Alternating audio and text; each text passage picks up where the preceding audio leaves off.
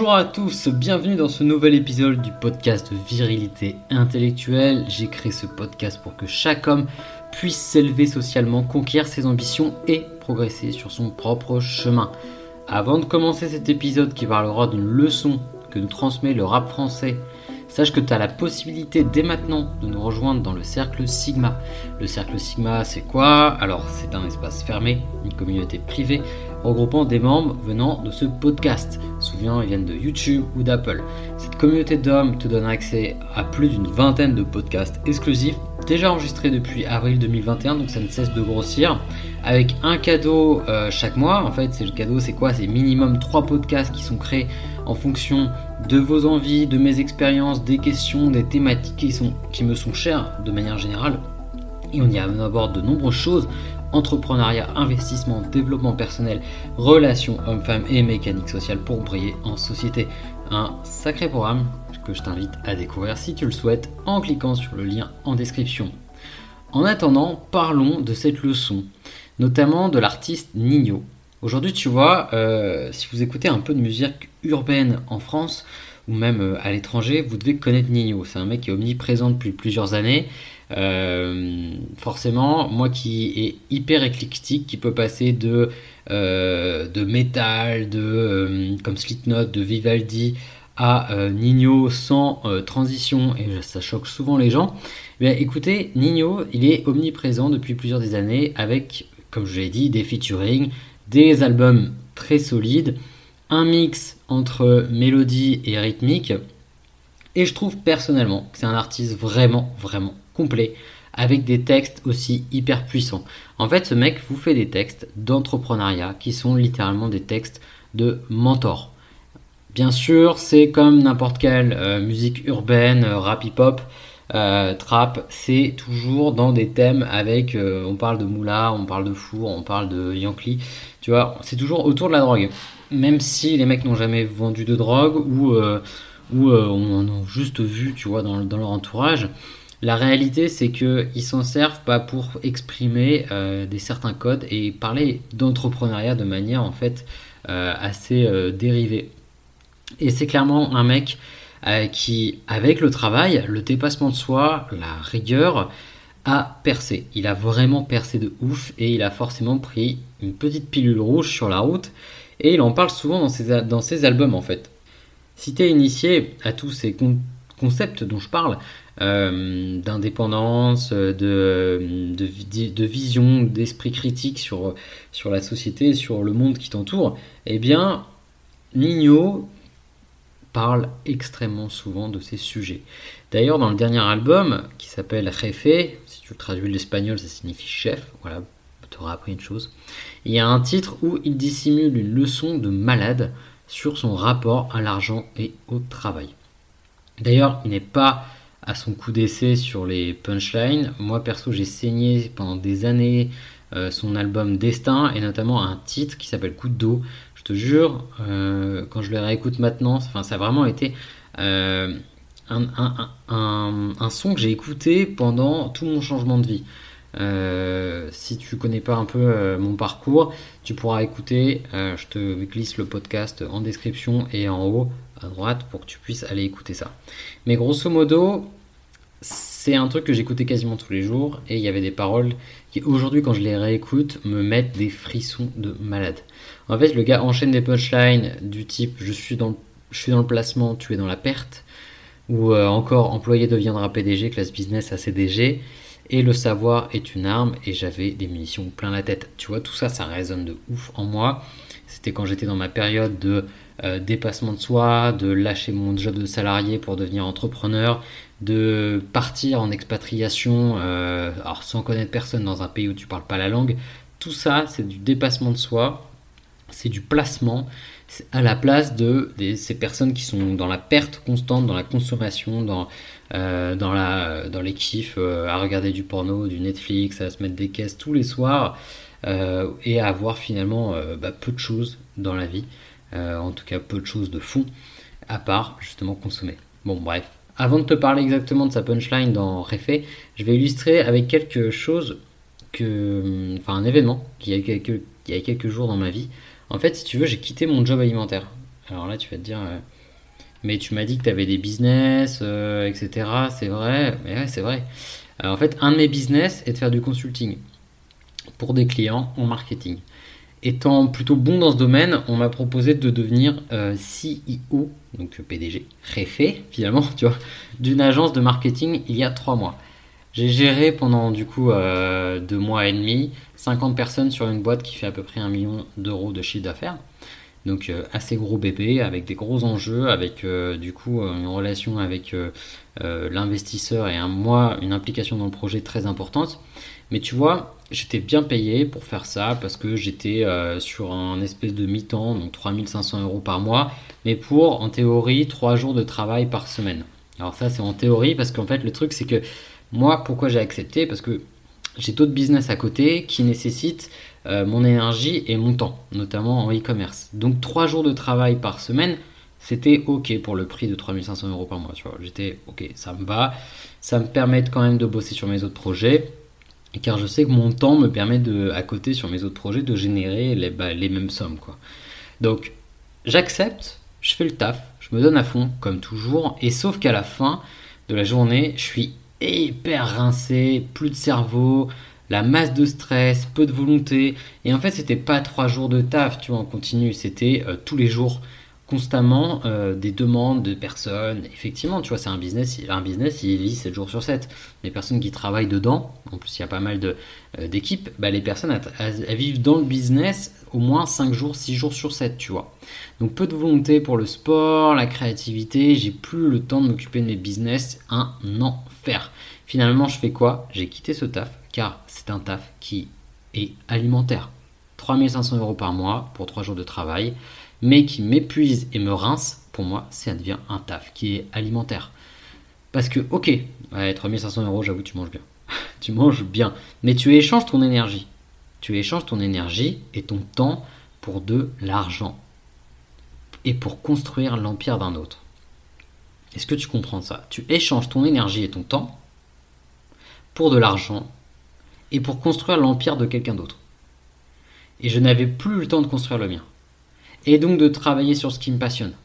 Mes business, mon futur, ma vision et même ce podcast. Tu vois, ça fait longtemps que j'ai pas posté sur YouTube et pour moi c'est un plaisir le podcast.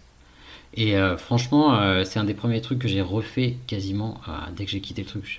J'ai rebalancé un podcast sur le Patreon. I'm back bitches. Et ça faisait 1 mois que j'avais pas publié, tu vois, tellement j'étais sous l'eau. Je me forçais quand même à faire à respecter mes engagements, tu vois. Mais il fallait absolument enfin voilà, j'avais plus le temps, plus l'énergie, plus la créativité. Et c'est l'exemple, tu vois, de ce que je répète à chacun. Tracez son chemin, avancez dans l'ombre et faites des choix uniquement pour vous et non pour les autres. J'espère que tu comprends ça, mon ami. Parce que la leçon qui va venir juste après, celle de Nino, éclaire parfaitement le truc. En fait, cette histoire, ça va être mieux, enfin l'histoire que je t'ai racontée, tu vois, et qualifier ce job d'alimentaire, parce qu'en fait, finalement, je travaille sur le business de quelqu'un d'autre, donc je construis rien pour moi. En fait, je récupère juste de l'argent. Je récupère de l'argent, mais tu vois, finalement, cet argent, je peux la faire, mais en construisant sur mon propre empire. En construisant des choses qui vont me rapporter tous les jours un petit peu dans le temps. Et au fur et à mesure que ça va grossir, vont me rapporter plus.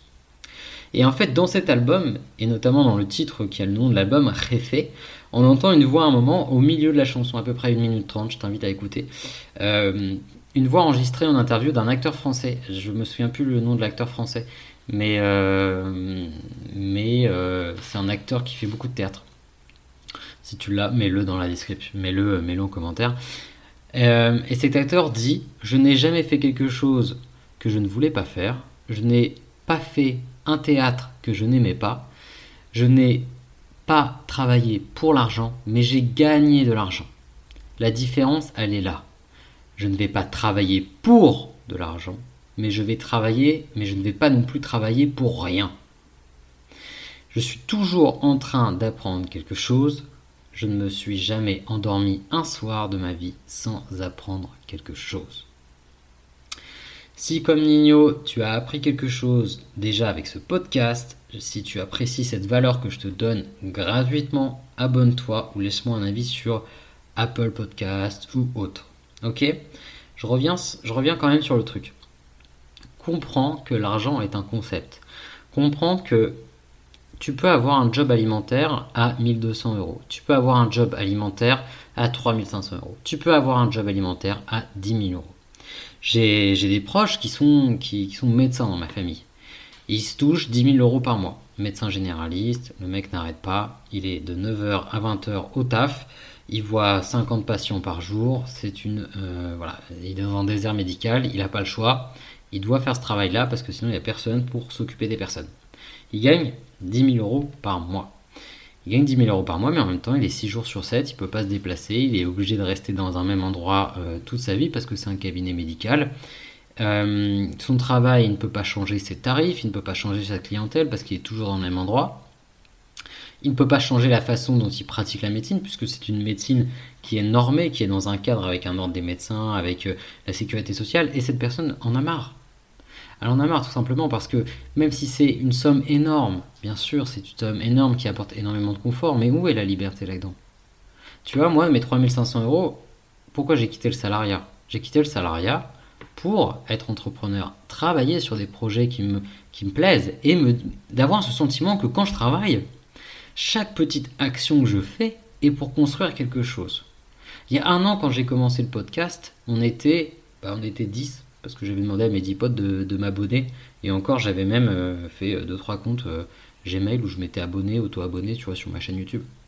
Aujourd'hui, là, quand j'enregistre le podcast, quasiment un an après, on est à peu près à 1200, 1150, 1200 personnes. C'est énorme. C'est-à-dire que vous êtes 1200 à me suivre. Imaginez, dans la rue, on est 1200 à suivre. On peut faire une manif. On dira qu'on était 30 000 selon les manifestants et 10 selon la police. Et encore, et je te parle pas du nombre de visionnages sur les vidéos, on est avec plus de 40 000 vues sur l'ensemble des vidéos, c'est un truc énorme. Je pensais pas que lancer un podcast aurait une dimension comme ça, mais tout ce que je bâtis, que ce soit un podcast qui est pas fait pour me faire gagner de l'argent, mais plus pour transmettre un message, que par exemple les business que je fais, chaque jour où je fais une action dessus, chaque jour où j'apprends quelque chose, chaque jour où je déploie de l'énergie, est fait pour construire quelque chose qui va me ramener plus tard. Moi, il y avait quelque chose qui m'emmerdait aussi, c'est quand j'étais commercial dans des grosses boîtes et que je faisais signer des contrats à 10 000 euros annuels avec des clients. Je touchais des commissions sur la première année, mais la deuxième année, je ne touchais rien. C'était direct pour l'entreprise. Bah, ça fait chier. Ça fait chier parce que ton employeur, il gagne de l'argent et toi, tu ne gagnes rien. Donc, tout ça pour te dire que le concept de l'argent, et peu importe ce que tu vas gagner, effectivement, quand tu vas pas gagner grand-chose, tu vas être dans la dèche, tu vas te sentir mal. Mais quand tu vas commencer à bien gagner, tu vas te sentir bien. Et tu vas te dire, en fait, j'ai assez de quoi me mettre, d'être au chaud pendant l'hiver, j'ai de quoi manger, j'ai de quoi kiffer un peu la life. J'ai pas besoin d'acheter un hélico, ni de partir, ni de faire des trucs comme les influenceurs à Dubaï, mes couilles. J'ai pas besoin d'acheter une Ferrari. À la limite, si je veux me faire un kiff, je vais en louer une, et puis ou sinon, je vais me payer une journée où je vais en faire sur un circuit. Tu vois, tu peux te payer tout ça. Et avant, tu te dis, mais ça sert à quoi de bosser comme un taré sur des trucs qui sont même pas à moi pendant tant de temps? C'est pour ça qu'il faut que tu comprennes que l'argent, c'est un concept. Et tu ne dois pas travailler pour l'argent. Effectivement, gagner de l'argent, c'est agréable, mais tu dois faire que l'argent travaille dans le futur pour toi. Donc tu dois construire des systèmes qui vont te rapporter plus tard. Que ce soit développer, comme j'en parle beaucoup dans mes podcasts, une communauté sur des réseaux sociaux. Là, et après, utiliser une des 7 façons qu'il y a pour gagner de l'argent dessus. Tu vois, j'en parle dans des podcasts sur Patreon. Il y a plein de moyens, de tracer ton propre chemin et de monter ton activité.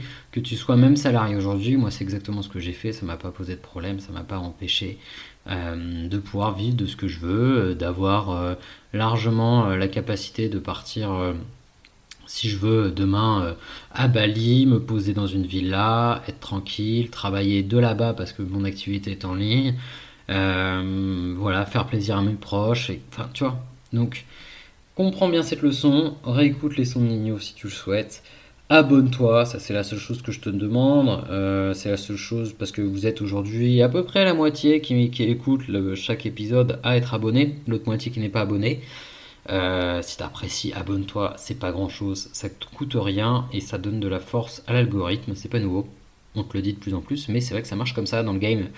Ça m'encourage aussi à continuer mon travail qui est mon travail gratuit de podcast. Voilà, en tout cas, je te remercie du temps, mon ami, que tu as accordé à l'écoute de ce podcast. Continue d'apprendre, continue d'investir sur toi. Tu es le seul à pouvoir te sortir de ta merde. Voilà, je te souhaite une très bonne soirée ou une très bonne journée, ça dépend à quelle heure tu m'écoutes. Je te dis à très bientôt, c'était Baptiste, ciao.